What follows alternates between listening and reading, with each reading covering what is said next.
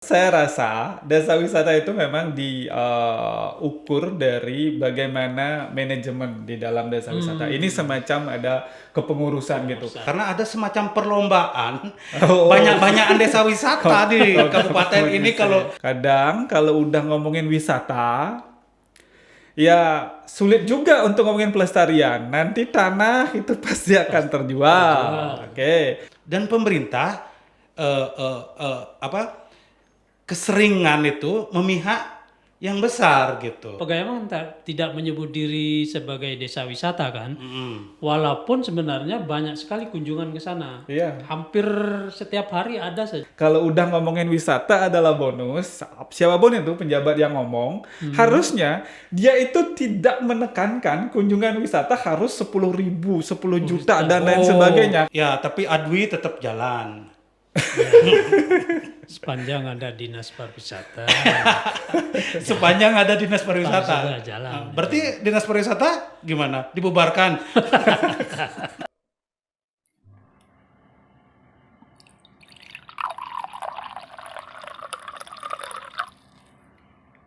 Halo Timbal Tirkala, kembali kita di Lolohin Malo. Kali ini ada tamu istimewa ini oleh. Iya, kita sengaja mendatangkan. Ini untuk pertama kalinya sejak berapa podcast kita Podcast, ya. sudah- Kita cuman berdua saja. Agak membosankan juga ya berdua. Terus Sekarang ada kita tamu kita. mencoba mengundang tokoh-tokoh yang Tokoh artinya kalau wisata. tokoh kita yang kita anggap tokoh biasanya orang yang berada di pinggiran gitu kan, yang selama ini jarang dibicarakan di tempat-tempat yang Formal. yang formal gitu kan, semacam itulah. Ini Don Rare namanya, dia seorang pejalan. Nama aslinya itu Nyoman Nadiano. Kenapa bisa jadi Don Rare? Itu aku nggak pernah tahu itu. Eh, Terus dia seorang pejalan, petualang, apalagi Don? Pedagang. Pedagang. Pemandu, Oh, pemandu ya, pemandu. Kalau ada orang yang tersesat, dialah pemandunya. pemandu ilegal. Ya. Pemuda, pemandu, pejalan, pedagang. Ya. Terus kita mau ngomongin apa nih? Yang ngundang dia itu kan dia ini tokoh pinggiran yang sebenarnya banyak tahu soal pariwisata. Pariwisata. Nah, yang kita omongin sekarang itu tentang desa wisata. Desa wisata itu membuat kita gelisah lah selama ini tuh. Sebenarnya apa sih desa wisata itu kan kita membuat selama ini jadi bertanya-tanya gitu kan. Sebenarnya apa desa wisata itu, Yom? Coba kamu jelaskan lah sebagai calon kepala dinas pariwisata. Silakan. Ya seharusnya ini pejabat formal yang menjelaskan apa itu desa wisata. Saya sendiri bingung apa itu desa wisata. Apa bedanya desa wisata dan wisata desa kan gitu kan. Ini perlu ditanyakan ke Kadis Pariwisata seharusnya yang membicarakan ini. Tapi pada umumnya desa wisata itu kan diterjemahkan sebagai desa yang dijadikan objek wisata, kemudian ada prasyarat tertentu yang harus dipenuhi kalau sebuah desa itu dijadikan desa wisata. Artinya ditetapkan secara formal. Secara formal. menjadi Ada desa- SK-nya. Ada SK-nya gitu. Berarti ada desa wisata yang ber-SK, ada desa wisata tidak ber-SK. Ini beli apa sih desa wisata ini sebenarnya yang dimaksud tuh? Sama sebenarnya kita juga saya sendiri awal-awalnya juga tidak begitu serius menganggap desa wisata desa, tetapi seiring banyak ketemu teman-teman gitu ya. Jadi desa wisata itu prinsipnya memang sebuah desa itu di SK-kan gitu. Jadi Menjadi desa wisata. Menjadi desa Menjadi wisata. desa wisata. Ya, Kalau tidak di SK-kan berarti nggak boleh ngaku-ngaku jadi desa wisata gitu. desa wisata ilegal. Ya itu, yang jelas harus ada SK-nya. Harus ada Tentunya itu yang menjadi kriteria utama karena Kalau misalnya di wisata desa itu pasti ada atraksi juga, ada penginapan, ada amenitas gitu ya, ada restoran. Tetapi memang nanti di sana udah ada SK-nya nggak? Oh, kalau nggak ada SK-nya, Bukan berarti itu bukan desa wisata. Dan Berarti desa adat saja atau desa dinas saja gitu ya. iya, dan di Bali kan cenderung memang yang lagi populer hari ini desa adat, desa dinas, dan Desa desa wisata. wisata. Nah, ada 3 itu yang paling Tapi populer. kalau apa untungnya di SK-kan ini? Untungnya Untuk desanya gitu. untuk desa, kalau memang benar untungnya ya misalnya ketika ngakses bantuan mungkin dana Iya. kan selalu ya ibaratnya kan kalau kita mau ngelamar kalau udah ada ijazah oh boleh nih ngelamar di kementerian misalnya tapi kalau nggak ada ijazah atau SK berarti nggak boleh Nggak boleh mengirimkan proposal gitu. Eh, ya pastinya karena kan harus ada itu kan urusan administrasi gitu ya. Nah, gitu. Anda bukan desa wisata kok ngelamar. Iya, berarti ilegal dong. Nah, gitu. Sebenarnya bayangan saya itu, ya saya agak bingung desa wisata dulu. Seingat saya dulu ketika saya jadi wartawan di Jakarta, pernah mewawancarai Pak mantan Menteri Pariwisata kita, almarhum Pak Gede Ardike. Itu beliau memang punya konsep tentang desa wisata itu. Yang waktu itu sebenarnya pada awalnya beliau itu melihat tren pariwisata di Bali waktu itu banyak sekali wisatawan asing yang sering nginep di rumah penduduk, kemudian di desa di gitu ya. desa, di desa-desa maksudnya di rumah penduduk di desa, kemudian di sana belajar tari, belajar seni-seni Bali gitu, kemudian juga menyaksikan tradisi di sana gitu, kemudian muncullah konsep yang seingat saya itu desa wisata. Nggak tahu sekarang seperti apa perkembangan yang dimaksud desa wisata itu. Sepertinya berbeda sekarang konsepnya. Berbeda ya? Ya, berbeda. Apa bedanya? Sekarang itu konsepnya seperti apa sih sebenarnya? Eh, sepanjang Apakah hanya untuk bikin proposal saja atau mensejahterakan masyarakat gitu sebenarnya? Nah, ini menarik ya. Sepanjang yang saya ikuti gitu ya. Baca ini kan juga menjadi tagline bahwa desa wisata yang nggak aktif akan dicabut SK-nya. SK-nya. Nah, berarti ada indikasi bahwa dulu desa wisata itu dibuat biar rame-rame mungkin ya kayak jamur di musim Iya, di Buleleng hujan saja, di gitu Buleleng ya. saja desa wisata tuh ada 75 tercatat. Ya, Itu kurang lebih. desa apa saja itu? Yang jelas desa Sudaji, desa Bules yang baru-baru ini dapat penghargaan, kemudian Munduk, Munduk Wonogiri. Ya nggak usah lah disebutkan juga, nggak itu penting banyak juga udah. kan nanti. 75 udah sampai Iya. podcast ini sejam itu bisa 7 jam gitu. Ya bisa kita habis waktu nyebut nama-nama desa Tapi saja kan. yang menarik itu kalau tidak aktif akan dicabut SK-nya, itu kurang aktifnya gimana jadinya? Apakah tidak ada kunjungan wisatawan atau tidak ada kegiatan di situ? Tidak nyetor proposal. Oke, saya rasa desa wisata itu memang diukur dari bagaimana manajemen di dalam desa wisata. Ini semacam ada kepengurusan gitu. Siapa ketuanya, siapa sekretarisnya, siapa bendahara, dan seperti apa dia memanage desa wisatanya gitu. Jadi ibaratnya kalau misalnya ngomongin desa wisata, ini kan ngomongin bisnis gitu ya. Jadi manajemennya, desa wisata itu lebih ngatur kepada manajemen gitu. Dan wisata desa adalah hal-hal yang memang bisa dalam tanda petik dijual untuk aktivitas di desa wisata itu. Nah, ini harusnya ngundang Kadis Pariwisata dan kalau bisa nanti kan mudah-mudahan minimal wakil menteri kayak gitu ini. Mudah-mudahan nanti Untuk menjelaskan itu ya. tertonton. Ya kan kalau penjelasan seperti itu buka aja Google itu banyak sekali. Artinya kita membicarakan hal-hal yang tidak kita mengerti. Kalau nanti dijawab ya nggak apa-apa. Ya, Artinya gini, kalau desa wisata itu setiap kabupaten berlomba-lomba bikin desa wisata dengan SK, kan gampang sekali bikin SK. Itu seperti partai politik atau seperti ormas gitu. Ada pusatnya di Jakarta, terus ada cabangnya di daerah, di provinsi, terus ada DPC-nya di kabupaten. Ini kan model-model yang selama ini kita kenal di Indonesia. Iya, Padahal dan ada pengurus rantingnya di ada pengurus rantingnya, nanti ada pengurus desa gitu kan, seperti itu.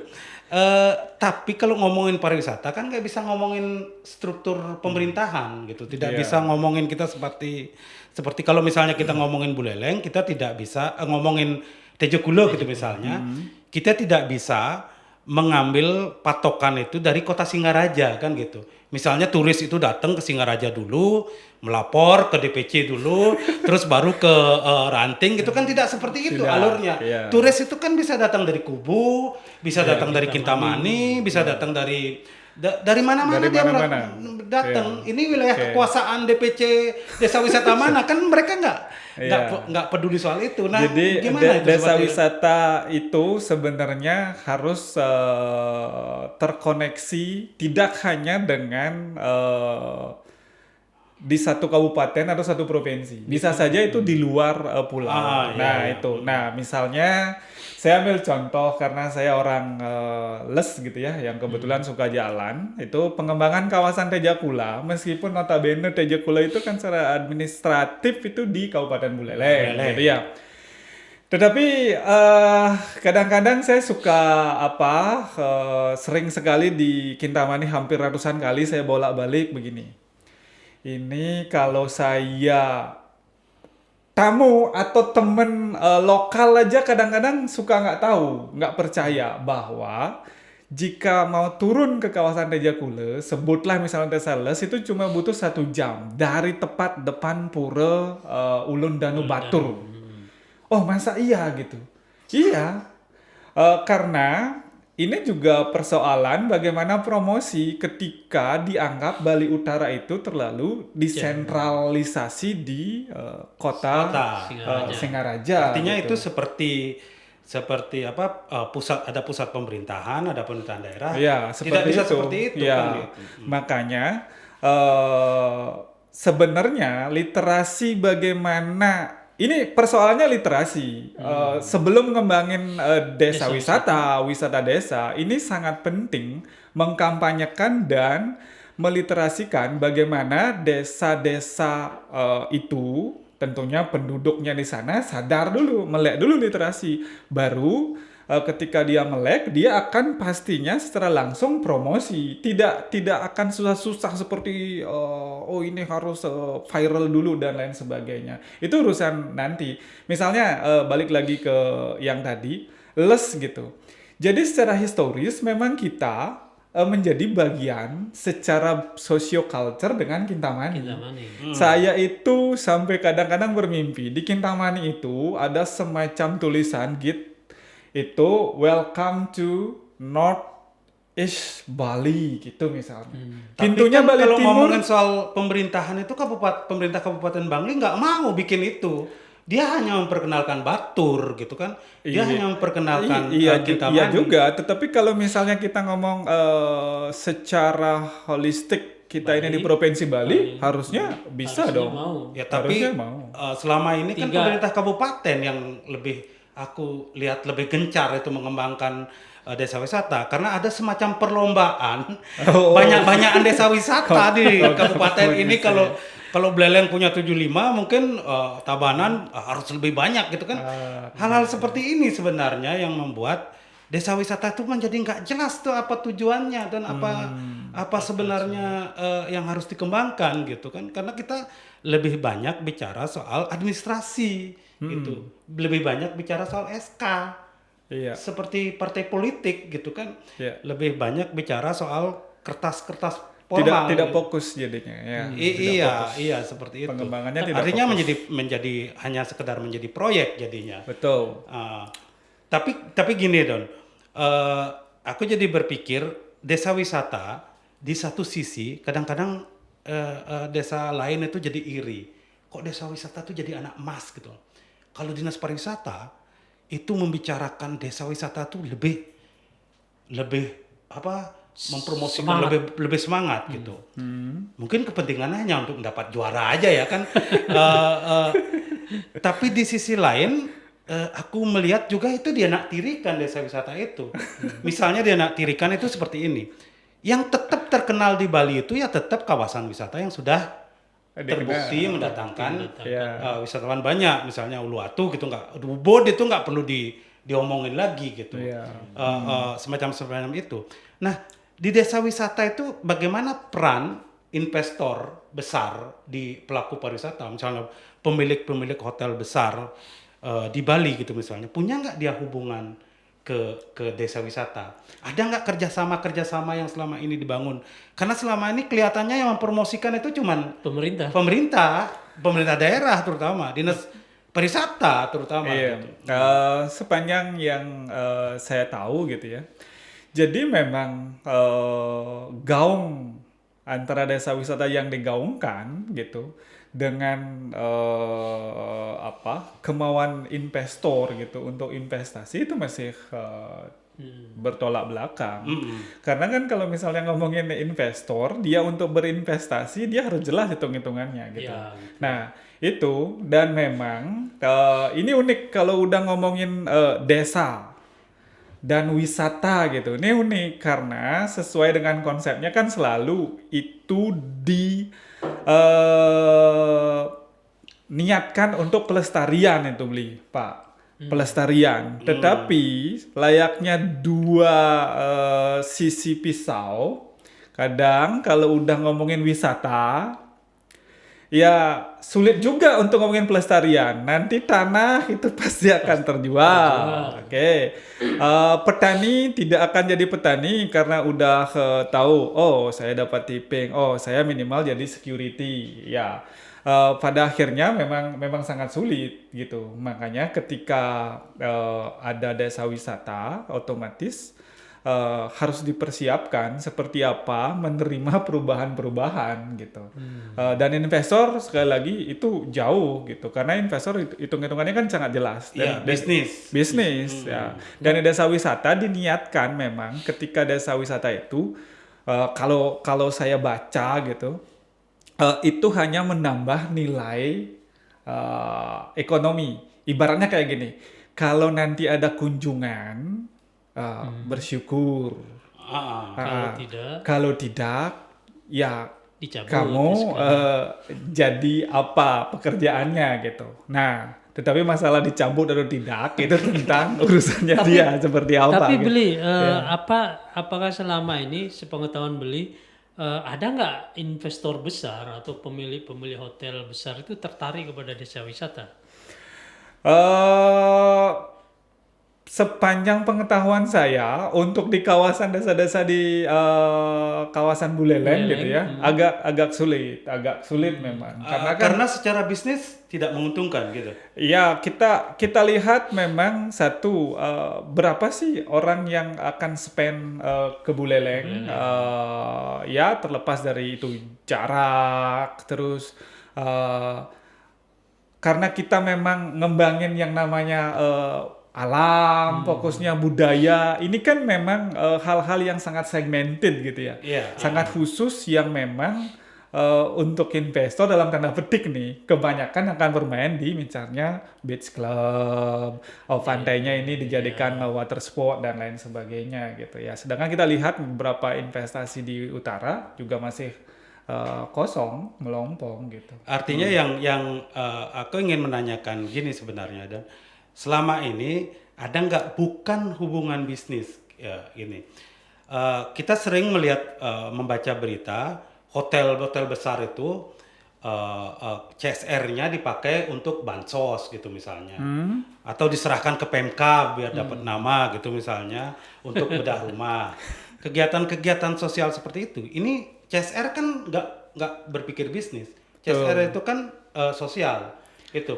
Nah, yang seperti itu aku juga jarang melihatnya Tidak untuk ada. pengembangan pariwisata gitu. Tidak ada. Sepanjang yang saya tahu itu belum ada. Padahal ini ide yang sangat bagus. Bagaimana misalnya hotel-hotel di Ubud, ini kan udah dikenal, misalnya mempunyai sister village gitu ya, dengan desa-desa wisata di mana, di sekitarnya gitu. Jadi kalau ada yang seperti itu akan bagus sekali untuk lebih menyemangati, setidaknya menyemangati. Iya, Karena kalau udah di SK-kan desa wisata, kalau nggak ada semangat, gimana caranya? Proposalnya ditolak gitu misalnya. Setelah itu ya mengemis lagi gitu kan, terus ditolak Ya, lagi kan nggak seperti bisa. itu. Ini persoalannya seperti ini. Misalnya di desa wisata kan harus ada homestay gitu misalnya. Ya. Ada jalan yang lebih bagus, yang lebih layak gitu. betul. Nah, yang seperti itu misalnya hotel besar menyumbang atau memberi kontribusi kepada warga-warga biar mereka bisa membangun homestay kan gitu. Ya. Bukan berpikir untuk membuat hotel di situ. Itu kan omongan bisnis kalau gitu. Betul. Mereka misalnya kalau punya rumah-rumah di Tegalan gitu yang bisa yang bisa menarik perhatian wisatawan untuk menginap di situ, itu yang disupport gitu, semacam itu. Dan supportnya itu support sosial, bukan hitungan bisnis, bukan menaruh saham di situ. Itu selama ini kan kita Tapi ada kenyataannya kan hitung-hitungannya seperti itu. Nah, Tawaran-tawarannya seperti itu. persoalan pariwisata itu kan sebenarnya di situ. Dan pemerintah keseringan itu memihak yang besar gitu. Kan itu persoalannya kan itu. Mungkin itu belum terpikirkan. Artinya gini, kalau ngurus PHRI, pelaku-pelaku yang sudah punya hotel, punya restoran gitu kan, hubungannya jadi lebih bagus. Kalau misalnya sama desa yang tidak punya apa-apa gitu kan, jadinya keuntungan yang dicari itu hanya citraan sama kalau dia dapat juara gitu misalnya, ya aku sebagai pemerintah dapat nama gitu kan, setidaknya meskipun bukan materi ya dapat nama. Ya. Kan persoalan-persoalan yang membulat yang tidak kita pahami itu yang membuat jadi tidak jelas sebenarnya desa wisata itu seperti apa. Gini Don, kamu kan pejalan nih kemana-mana, misalnya Ya, kalau kadang-kadang timpal suka jalan. tatkala kalau baca berteman sama Don Rari ini di medsos atau di Facebook, tiba-tiba di Singapura gitu kan, tiba-tiba di sebuah desa di Thailand gitu, tiba-tiba di Trunyan gitu kan, seperti itu. Agak mengagetkan gitu. Dan desa wisata di Bali dan di luar Bali, termasuk juga di luar Indonesia, kan sudah sering Don kunjungi gitu. Gimana bedanya? Selain beda pengelolaan destinasi, juga beda sistem pengelolaannya, manajemennya gitu. Seperti apa? Dan seperti apa pemerintah menghargai itu? Oke, saya sering menyebut perjalanan saya sebagai saya sering menyebut diri saya sebagai pelajar jalanan gitu ya. Jadi kadang-kadang mumpung ada rejeki gitu ke Thailand. Terakhir misalnya saya pakai contoh di sebuah desa di Thailand Utara, yaitu Desa Pai namanya. Nah, Desa Pai itu persis itu satu desa. Ini yang harus di-clearkan dulu ketika ngomongin desa wisata. Kadang-kadang di luar Bali, ya bahkan di Bali mungkin ada, atau di luar Bali itu kebanyakan desa A gitu. Itu cuma satu atau beberapa dusun tok. Di Bali ini kan gede. Nah itu. Nah oke, kita balik ke Pai. Jadi memang sih karena itu Thailand mempunyai sistem pemerintahan yang memang pasti berbeda dengan kita di Indonesia. Tetapi yang jelas punya mental juga berbeda. Iya, pastinya. Tapi yang jelas seperti ini. Pengembangan desa Pai itu bagi saya itu luar biasa. Karena biasanya di kita itu kita akan sangat sering berdebat dan tidak pernah selesai berdebat. Desa ini mau dikembangkan seperti apa gitu. Padahal udah berkembang. Misalnya nih, saya kasih contoh. Ubud. Apakah itu budaya apakah itu retreat, apakah itu wisata udah massal sekali gitu. Nah, kalau misalnya desa Pai dan desa-desa wisata, mungkin saya nggak sebut desa wisata ya, destinasi-destinasi wisata yang merupakan desa di Thailand dalam tanda petik yang tadi saya bilang desa Pai itu jelas. Jadi kalau kita misalnya mau lihat budaya, itu memang dia tidak disetting, memang kehidupan masyarakatnya ada yang menenun, masih dia bertani dan lain sebagainya. Tapi di beberapa tempat memang khusus dibuatkan semacam bar, bisa menikmati kehidupan malam di sana gitu. Terus alam karena membentang sungai di tengah-tengah desanya, di sana bisa menikmati wisata yang lebih adventure gitu. Misalnya kano gitu. Dan wisata-wisata air. Jadi dia itu tidak berdebat tentang ini pengembangannya apa gitu.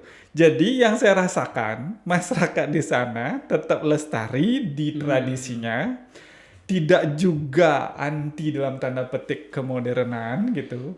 Semua ngena. Nah ini hal-hal yang sangat sulit saya temukan ketika ngomongin desa. Jadi kalau kita itu kan terus berdebat nih mau kayak gimana. Nah, tidak menemukan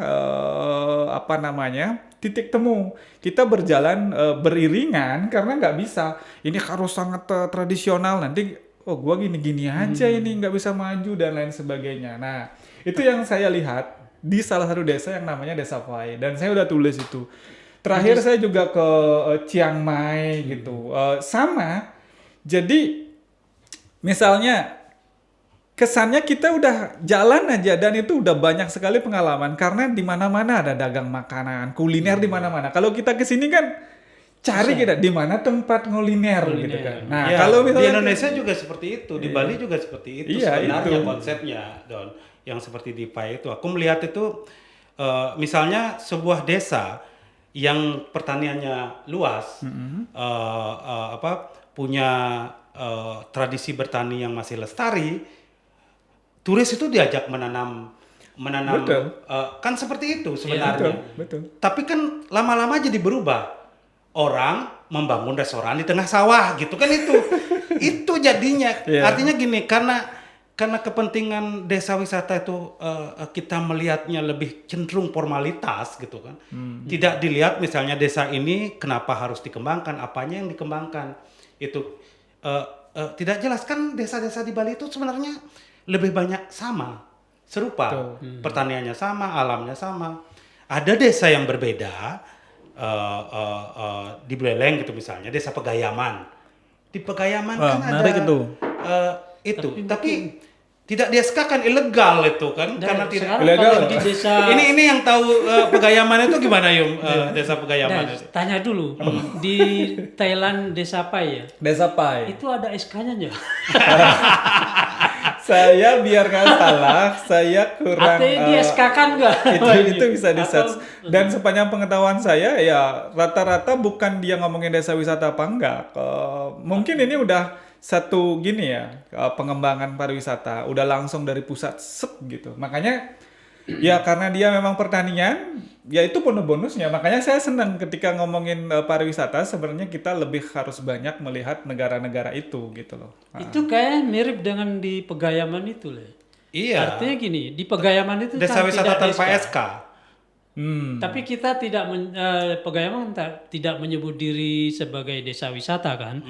Walaupun sebenarnya banyak sekali kunjungan ke sana. Iya. Hampir setiap hari ada saja. Memang kebanyakan selama ini kan tidak menyebut diri wisatawan, tapi berkunjung ke sana dalam rangka untuk meneliti, untuk studi banding tentang toleransi. Itu banyak. Terakhir bahkan itu PJ Bupati Malang dengan SKPD dan beberapa anggota DPR, pimpinan DPR kabupatennya bukan kota Malang, itu ke sana untuk studi banding tentang toleransi dan tentang akulturasi. Itu saya kira itu kan sudah jalan sebenarnya orang ke sana itu Iya.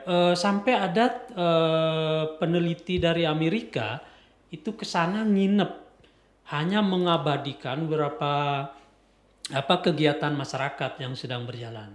Itu kan tidak terkonsep sebenarnya. Iya, Desa Pegayaman itu uniknya ya, biar orang yang belum tahu itu jadi tahu bahwa di Pegayaman itu adalah komunitas Muslim. Iya. Komunitas Muslim yang menjaga tradisinya, yang menjaga toleransi, yang menjaga budaya-budaya yang termasuk juga budaya campuran antara Bali sama Bali dan Muslim. Itu sebenarnya menarik itu di situ. Di situ, makanya Tapi nunggu wisatawan datang dulu baru dibikinkan SK, Yung.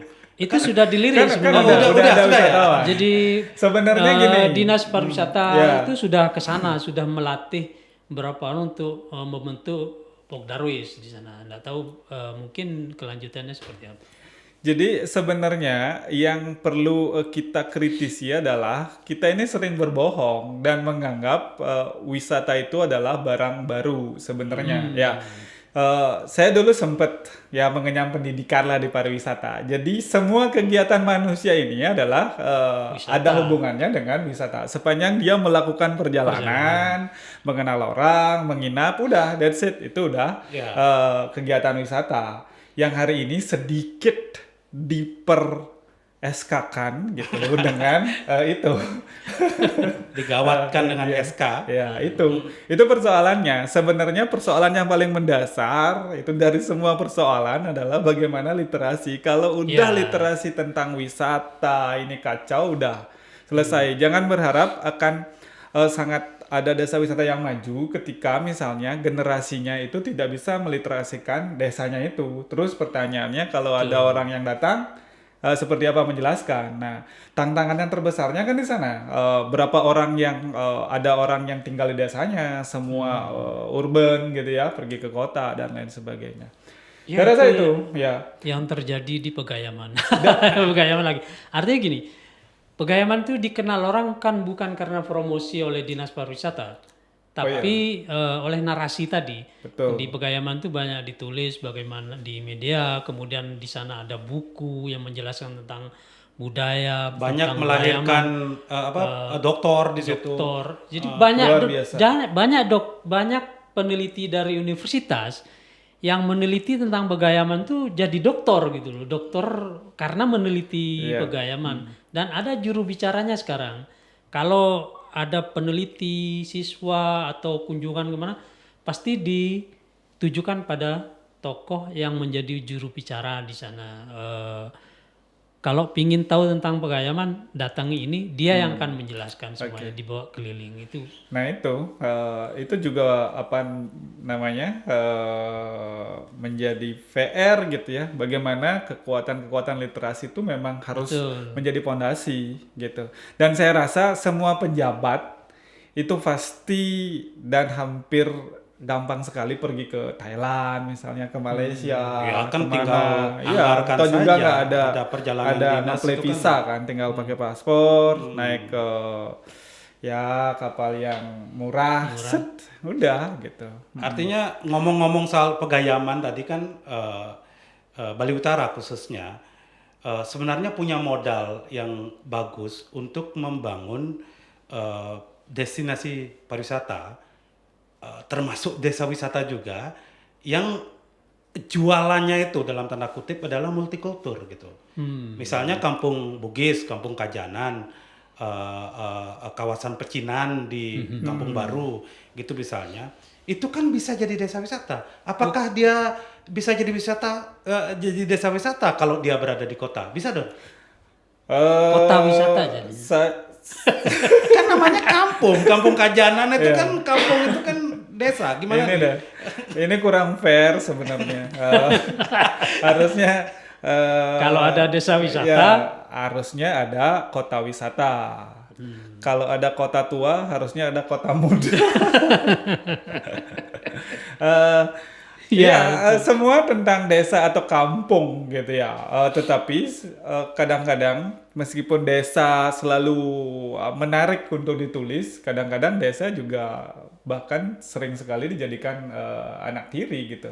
Enaknya hanya dimuat ketika ada diskusi-diskusi seperti itu. Nah, Iya. itu. Ya, Jadi memang sangat menarik ini kalau di Singaraja. Saya sering sekali kalau misalnya pas ke Singapura melihat bagaimana potret harbornya di Singapura itu persis sama, bahkan sampai catnya warna putih ukurannya Sama dengan Pelabuhan Buleleng. sama dengan Pelabuhan Buleleng. nah itu menarik itu. Pelabuhan Buleleng tuh punya sejarah luar panjang biasa. yang luar biasa. Masa kejayaan dulu, Pelabuhan Buleleng itu menjadi tempat persinggahan para pedagang dari hampir semua negara dan semua daerah. Tapi kan tidak perlu nunggu SK untuk bisa menjadi untuk mengembangkan itu. Seharusnya itu. Ini, Nah, yang tadi Beli Don sebut tuh harus ada narasi dulu yang disebarkan. Iya, persoalan itu kan kita banyak dengar soal storynomic gitu kan, semacam Iya, itu itu bagaimana menarik ya, storynomic bagaimana itu menarik. menceritakan tentang desa. Selama ini kan orang di desa itu saja ketika orang datang tidak Tidak tahu. bisa menjelaskan kenapa nama desanya seperti itu. Misalnya nih Don dari Les gitu. Kenapa namanya Les? Itu kan storynomic. Dulu apakah rajanya bernama Les? Apakah ada pohon besar yang lesnya, les itu intinya itu jadi kuat gitu kan? Hal-hal seperti itu selama ini kita abaikan gitu. Iya, kayak Narasi itu, Kampung narasi Kajanan narasi multikultur sebenarnya itu menarik itu dan hanya Buleleng yang punya itu. kental gitu, dan pasar juga punya sih sebenarnya, daerah lain punya. Tapi Buleleng itu punya dan berada dalam satu kawasan gitu. Kampung Satu Kajanan. Kampung Kajanan daerah Pelabuhan Buleleng. Pelabuhan Buleleng itu kalau ke timur 1 kilo ketemu pecinan, ketemu kelenteng, ketemu bangunan-bangunan tua Cina. Ke barat itu ketemu masjid. Ke selatan ketemu masjid. Dan di tengahnya itu ada pura, ada pantai, ada bangunan tua, ada ada gereja. narasi Belanda, ada narasi Cina, ada narasi Portugis, ada narasi Madura. Madura ada ya? Ya, Ada. Arab ada. Gujarat itu ada. Gujarat ada. Dan kita mengabaikan hal-hal seperti ini, mengabaikan cerita, mengabaikan narasi. Orang hanya berpikir objek wisata hanya pantai, hanya gunung. Misalnya Buleleng sering ngomongin negara gunung, nggak ngerti narasinya seperti apa negara gunung itu. Ya, Itu sebenarnya. Udah parah dah ini berarti. Parah. Ngomong-ngomong Don, kalau di Indonesia selama baru-baru ini kan desa Les, desamu. Jadi- Kamu yang terima hadiah ke Jakarta itu kan dapat Kebetulan saya dapat anugerah Desa Wisata Indonesia. Indonesia gitu kan. Yang tidak ada SK-nya nggak boleh ikut ya. Nah, apa bedanya anugerah desa wisata di Indonesia sama di luar negeri? Itu atau di Malaysia atau di Singapura? Kau tahu nggak? Ada nggak di situ anugerah-anugrahan semacam itu? Saya rasa kalau di luar negeri saya juga kurang tahu ya. Tetapi karena terakhir saya berkunjung ke Melaka, itu 4 jam dari Kuala Lumpur, yang jelas 2025 dia menjadi tuan rumah dari UNWTO. Berarti Apa itu? nanti yang menjadi desa wisata terbaik seluruh dunia, misalnya 10 desa wisata terbaik, di sana tuan rumahnya gitu. Oh, iya, Dan iya. pemenangnya dipastikan pasti ada dari Indonesia. Pertanyaannya, apakah di sana ada desa wisata atau enggak gitu kan? Gini, yang jelas sangat asik kita belajar sebenarnya dari kawasan-kawasan Asia Tenggara. Kita kan satu rumpun gitu ya. Iya, punya sungai yang mirip, punya yes. perkebunan yang mirip, Bangunannya, punya gunung yang mirip, iya. bangunannya mirip. Bahasa Melayu mirip. juga sama. Iya. gitu. Punya duren juga punya gitu kan. Oh, Kenapa Malaysia ada wisata duren dan kita nggak ada gitu? Dan di sini malah punya Bestale kan iya. ngomongin durian di situ. Durian, Orang Bestale. ngomongin sobean, wih aku jadi ingat orang. Jadi ingat hal-hal semu yang selama ini sering kita dengar. Sobean, produk unggul Buleleng gitu. Ngomongin durian, orang berpikir soal pertanian. Kenapa itu tidak berhasil menjadi desa itu menjadi wisata durian? Iya. Itu semacam itu. Semacam itu menjadi trademarknya dia. Iya, ada multikultur, ada durian. Artinya tidak sama cara pengembangannya. Karena tidak sama narasi berpikirnya. Jadi ternyata storynomic itu hanya diucapkan, tidak dibumikan. Iya, tidak dibumikan. Misalnya sekolah-sekolah di desa itu tidak belajar tentang desanya. Clear. Itu. Clear. Dan kritik saya adalah kayak gini. Kritik ke siapa nih? Kritik ke semua, termasuk ke diri saya sendiri. Begini, sebenarnya pariwisata itu kan selalu dijadikan kambing hitam nih.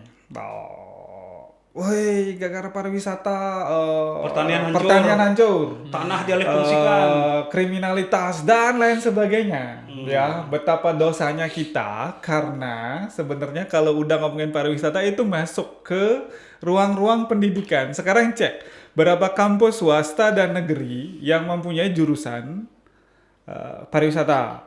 Dan juga LPK itu tentang pariwisata. Dan berapa SMK, negeri dan swasta, semua jurusan favorit pasti pariwisata. Nah, sebagai seorang yang pernah juga di sekolah, ternyata memang tidak ada satupun kurikulum yang memang ngomongin tentang entah itu storynomic, bagaimana desa wisata, bagaimana budaya yang menjadi kekuatan dari pengembangan pariwisata ke depan. Iya, pendidikan kita diajarkan bagaimana dan satu hal menyenangkan ya wisatawan, betul gitu. Dan satu hal ternyata kita dikalahkan oleh seorang sopir Grab, baik itu di Malaysia, di Thailand dan di Singapura, karena ketika naik, itu kan saya nge-Grab tuh. Dia kan bercerita, kamu udah dapat kemana saja, kamu harus kunjungin ini, itu bagus. Kalau kamu suka budaya ke sana, kalau kamu suka, ya ternyata kita itu dikalahkan oleh profesi sopir Grab yang di sana memang udah secara mindset dia menjadi promotor bagi pariwisatanya di negara itu. Tapi kalau di kita tukang ojek atau Grab itu pasti nanya, kudung lah Pak. Sudah menikah dek gitu. Pertanyaannya kan domestik seperti itu. Iya, itu persoalannya. Balik-balik sekali lagi kita harus sepakat bahwa pendidikan ini literasi kita ini udah selesai dan dan kita lupa pendidikan pariwisata yang kamu sebutkan tadi itu belajar soal menjual. Iya. Menjual destinasi, tapi tidak belajar bagaimana cara membangun destinasi. Tuh. Bagaimana belajar soal sosiologi, bagaimana belajar soal antropologi, arkeologi. Kalau dia nggak tahu arkeologi, bicara soal cagar budaya kan nggak bisa. Nggak bisa, Iya. Dan yang parahnya, bahasa Bali itu dianggap pelajaran yang tidak bisa menghasilkan dolar. Iya. Padahal kalau apapun, karena kita akan ngomongin tentang Bali, yaitu rootnya di sana. Dan yang paling parah lagi, rata-rata orang Indonesia bisa cek Pak di sosial medianya. Kalau dia ke Faris, kalau dia kemana-mana, pasti fotonya di tempat-tempat bersejarah. Minimal museum. Ya. Tetapi kalau udah dia di Indonesia, nggak mau apa museumnya dibuka tutup, apa nggak ngerti saya gitu lah. Kecuali ketika Singaraja Literary Festival baru kan di Gedong Kertie. Iya. Ya. Nah, itu persoalannya. Kita tidak bisa menjual, dalam tanda kutip itu, tidak bisa karena tidak belajar menjual museum untuk jadi bisa mendatangkan wisatawan. Betul. Kita tidak bisa menjual hal-hal yang selama ini tidak ada bendanya, bukan benda, apa istilahnya? Intangible. Oh ya itu dah aku nggak bisa, lidahku nggak bisa menyebut itu. Intangible. Tidak bisa menjual itu, mereka hanya bisa menjual pantai, betul, dan baju kaos, pantai, baju barong, bukit, sawah. Iya. Ya, dan ketika itu di showing, orang yang datang ingin membeli, bangunlah beton-beton, jadilah persoalan. Iya. Ya, harusnya turis ke sawah kan menikmati bagaimana cara menanam, bagaimana cara ritual. Tapi masalahnya orang menikmati makan di restoran yang berada di tengah sawah gitu kan. Biar bisa menyaksikan. Itu kan persoalan cara berpikir kita sebenarnya. Berpikir mengembangkan seperti apa yang sebenarnya nanti bisa menghancurkan gitu. Tidak holistik. Makanya sekarang isunya adalah regenerative tourism kan. Apa itu? ini saya jelaskan dulu. Iya, ini. iya. Cocok kok jadi Menteri Pariwisata. Don. Regenerative tourism itu adalah sebuah gerakan bagaimana berwisata itu sebenarnya harus kita kembalikan ke awal. Karena dulunya kan gini, kalau tempat-tempat wisata itu harus bagus, bersih, mewah, terus tamu adalah raja dan ratu dan Iya. lain sebagainya. Nah, Kita adalah punakawan. Iya. Jadi regenerative travel itu ini berangkat dari sebuah fenomena. Ini udah kalau di les itu buat itu tali itu udah nggak ada ujung pangkalnya, udah kusut, Ya. udah sulit kita memperbaiki. Nah, jadi karena harus ada pariwisata, ini perlu digarisbawahi. Kan harus ada pariwisata. Iya. Harus dan pasti selama ada kehidupan. Saya aja berwisata ini ke Mahima, berwisata literasi istilahnya. Nah, jadi regenerative travel ini adalah orang yang ikut atau merasakan pengalaman wisata sekaligus mengobati dalam tanda petik tempat-tempat orang-orang yang dikunjungi. Misalnya, saya ambil contoh. Saya kan punya tour yang kecil gitulah. Jadi ketika ada Tour de tamu, Les, aku baca itu. Apa namanya? Tour de Les, ya promo dulu. Oh, Tour promo de Les, dulu, Tour de Les. Tour de Les Bali. Oh.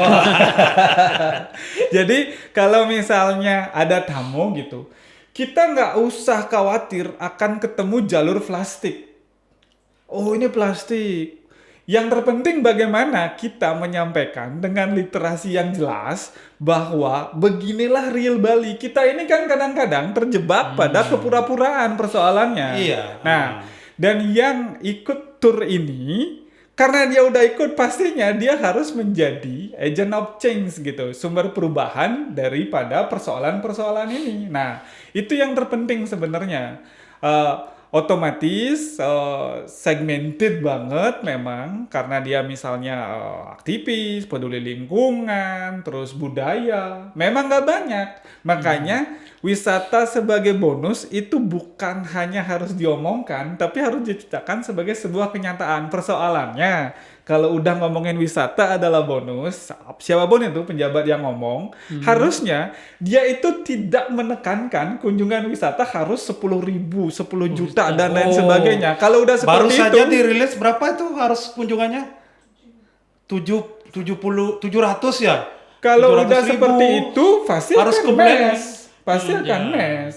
Kalau setuju nggak? Kan pariwisata katanya harus bonus gitu. Tapi ketika kita ditargetkan, ya udah Bukan datang, ya pasti. Dan salah satu teman saya nggak sebutkan namanya, di sebuah desa wisata paling favorit, paling ramai dikunjungi di Bali, bisa di search, itu udah overload. Sebenarnya beberapa momen udah sangat-sangat luar biasa over capacity. Terus. Homestay-nya penuh. Sampai Tempatnya meluap. yang penuh, sampai banjir. tempat parkir. Tempat parkir dan lain sebagainya. Ya. Itu kan berarti kalau kita bikin desa wisata 75 gitu misalnya, yang ramai cuma satu itu kan gagal artinya. Tidak bisa membagi kalau di sini sudah overload, meluap gitu misalnya, luapannya itu bisa ke desa wisata yang lain. Desa wisata yang Kan lain, itu sebenarnya harusnya. tujuan berlomba-lombanya kita bikin desa wisata, kan gitu sebenarnya tujuannya. Bukan Harusnya. berlomba-lomba, harus banyak-banyakan wisatawan. Sebenarnya ukuran sukses tidaknya sebuah desa wisata itu apa? Dapat juara. Dapat juara atau dikunjungi atau gimana? Sangat absurd ya kalau saya. Sukses atau nggak sukses itu ibaratnya gimana ya? Kalau saya melihat bahwa desa wisata ini sukses atau nggak sukses. Kalau dibilang ukurannya nanti paling banyak pengunjungnya, toh juga cerita yang saya tadi sampaikan, dia udah overload berarti privacy warganya udah nggak ada. Tiap saat berlalu lalang orang masuk ke rumah. Kebayang kan misalnya Pak Yahya mau ke toilet tiba-tiba datang orang, what? Privacy. Itu privasinya udah keganggu banget gitu kan. Atau desa wisata itu sebaiknya wisata massa atau wisata yang berkualitas, orang-orang yang terpilih gitu. Saya lebih pada yang tadi. Kalau misalnya dibilang pariwisata itu adalah akses-akses lain dari apa yang kita lakukan atau dalam tanda petik bonus, harusnya tetap itu aja. Iya. Tetapi kan hari ini kadung udah buat yang tadi saya bilang. Ya udah, karena ditarget dan lain sebagainya. Ya saya sering lah beberapa kali ikut diundang di sebuah forum. Oh, karena pasti kunjungan wisatawan segini, tetapi kok ekonomi Bali lesu. Oh, berarti daya beli wisatawan itu lemah dan lain sebagainya. Katanya sekarang wisatawan-wisatawan yang datang di Bali kurang berkualitas dan lain sebagainya. Ini karena apa? Saya lebih banyak memahami itu ketika saya berkunjung ke sebuah negara, setidaknya di Asia Tenggara. Memang kompetitor kita memang udah jauh berbenah dan mengkonsep pariwisata dengan lebih sangat bagus ketimbang kita. Lebih berkualitas. Lebih berkualitas, meskipun tetap aja beberapa akses dalam tanda petik negatif gitu tetap ada. Tetapi kan, oke, misalnya kita balik ke COVID, Thailand menutup pantainya. Pasca COVID udah lumayan dibuka gitu, tetap dia masih menutup dan kembali menata kembali gitu, mengkonsep kembali. Sekarang kita nggak ada ya, yang seperti kita itu mana? dong. Nggak Kalau ada. sudah rame ya jangan ditutup. Jangan Pokoknya ditutup. aji mumpung ketika pas rame-ramenya. Ajar aja le. Nanti ditutup sendiri, ketika sepi baru nyesel. Nah, Oh, itu dulu- persoalannya. Dulu Itu desa kita persoalannya. rame, tapi sekarang sepi. Kan banyak desa-desa seperti Iya, itu. betul. Misalnya banyak kawasan wisata yang mengalami juga. Lovina juga kan salah satunya gitu. Dulu rame, Ya, ketika sekarang udah sepi, sepi, selesai. nyesal. Candi Daso juga Selesai. mengalami hal seperti itu. Selesai udah, selesai. Iya, kan itu persoalannya kan. Sekarang lagi di Lombok, lagi ke timur, nanti seperti itu terus dan pada akhirnya habis semua gitu. Ya, tapi Adwi tetap jalan. Sepanjang ada dinas pariwisata. Sepanjang ada dinas pariwisata. Sudah jalan. Nah, berarti dinas pariwisata gimana? Dibubarkan?